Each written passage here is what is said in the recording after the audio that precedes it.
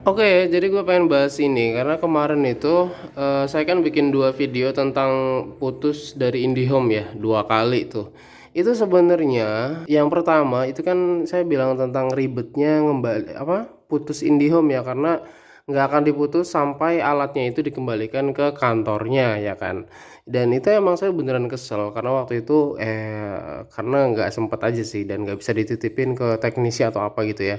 Dan itu waktu itu pindah rumah ya, jadi bukan putus loh. Jadi setelah saya putus IndiHome itu sebenarnya itu karena baru daftar yang baru gitu. Nah ini beda rumah lagi ya, karena saya emang cenderung kadang pindah-pindah gitu.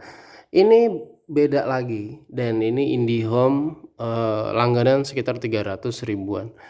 Jadi guys, walaupun saya bilang tentang putus IndiHome itu bukan berarti bahwa IndiHome itu nggak layak ya.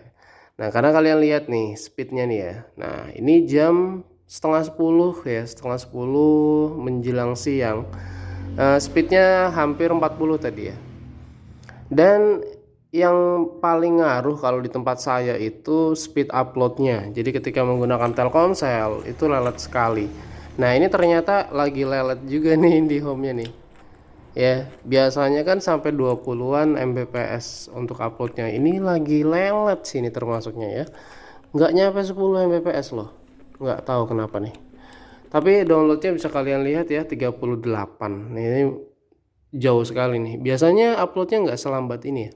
Menurut saya IndiHome itu tetap worth it banget karena kalau misalnya serumah itu ada lebih dari dua orang gitu ya, daripada beli paket yang satu orang 100 ribu, dua orang udah 200 lebih gitu kan. Kuotanya juga dikit, sedangkan IndiHome ini 300 ribuan dengan kecepatan yang lebih stabil ya, relatif lebih stabil.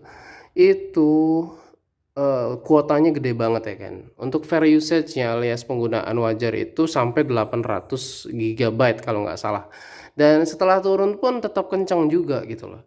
Jadi biar kalian nggak rugi guys, biar nggak rugi sama sekali untuk langganan IndiHome, karena kan banyak yang komen nggak layak nih, sering gangguan dan sebagainya. Nah kalau kalian pakai IndiHome kemudian gangguan, jangan ragu untuk lapor ke CS-nya untuk diperiksa ke petugas. Pokoknya gangguan langsung aja lapor, nggak usah tunggu-tunggu gitu. Itu cara kalian untuk menikmati secara maksimal paket yang sudah kalian bayarkan. Kalau kalian misalnya mikir kasihan teknisinya apa, nah kalian tuh malah nantinya ngomel-ngomel sendiri, alah sering gangguan. Ya kalau gangguan lapor aja gitu guys.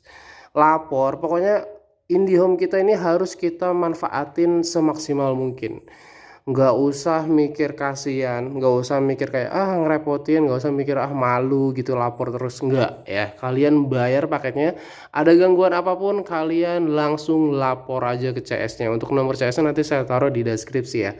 Kalian lapor aja langsung setiap gangguan, ada gangguan apapun ya, kalian lapor ya. Apakah langsung lapor ya, mungkin idealnya tunggu 1 jam lah ya. Kalau 1 jam belum balik normal, kalian lapor aja ya. Pokoknya manfaatin paket yang sudah kalian bayarkan gitu biar nggak rugi ya. Tapi overall saya tuh masih sangat merekomendasikan IndiHome dibandingkan paket lain karena susah aja sih jaringannya. IndiHome aja tuh kalau di desa itu nggak semuanya masuk ya. Dan ketika masuk ya, kalau kalian urusannya sama online itu banyak banget ya, kalian pakai IndiHome. Tapi kalau misalnya kalian nggak terlalu butuh kecepatan yang setinggi itu gitu ya, kalian bisa cari wifi RT RW itu yang lebih murah ya, yang biasanya mulai dari 60 ribuan, 100 ribuan, 150, 200 ya. Kalian bisa pakai itu walaupun tidak saya sarankan ya, karena itu tuh sebenarnya banyak yang pakainya itu IndiHome juga gitu loh. Tapi dibagi-bagi koneksinya dan itu sebenarnya ilegal ya, nggak boleh sebenarnya. Cuman kalau kalian mau pakai itu ya silakan masing-masing aja. Cuman kecepatannya jangan harapkan sama kayak IndiHome ya. Yang 60 ribu, yang 150 ribu itu tentunya kecepatannya jauh.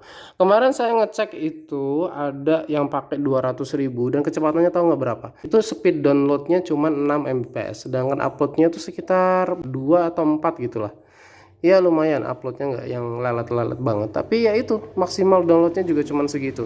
Jadi kalau ketika dipakai buat banyak orang sekaligus ya bakalan lebih lelet, jauh lebih lelet dibandingkan IndiHome yang paketnya itu sekitar 50 Mbps sekitar 50 Mbps untuk langganan yang 300 ribuan ya. Kalau kalian sekarang pakai IndiHome dan urusan kalian banyak online gitu ya, untuk live, untuk upload video, untuk nonton film yang banyakkan orang dalam serumah, itu saya sarankan nggak usah putus ya. Apalagi sampai blacklist yang putusnya itu nggak resmi. Karena saya walaupun bikin video itu guys, itu tuh bukan berarti saya nggak berlangganan lagi, itu cuman pindah rumah aja, yang memutus yang lama kemudian daftar yang baru gitu. Dan ini pun berkali-kali mau diputus, itu saya sampai berdebat juga nih sama keluarga ya, karena setiap mau diputus ya udah biar gua aja yang bayar kayak gitu-gitu lah pokoknya ya. Intinya sayang banget lah kalau IndiHome sampai diputus gitu ya. Terutama kalau nggak ada jaringan lain ya. Kalau ada jaringan lain ya kalian bisa pakai alternatif yang lain. Cuman kan nggak semua daerah tuh tersedia gitu kan. Oke, yes, itu aja, semoga berguna dan sampai jumpa di video berikutnya. Bye.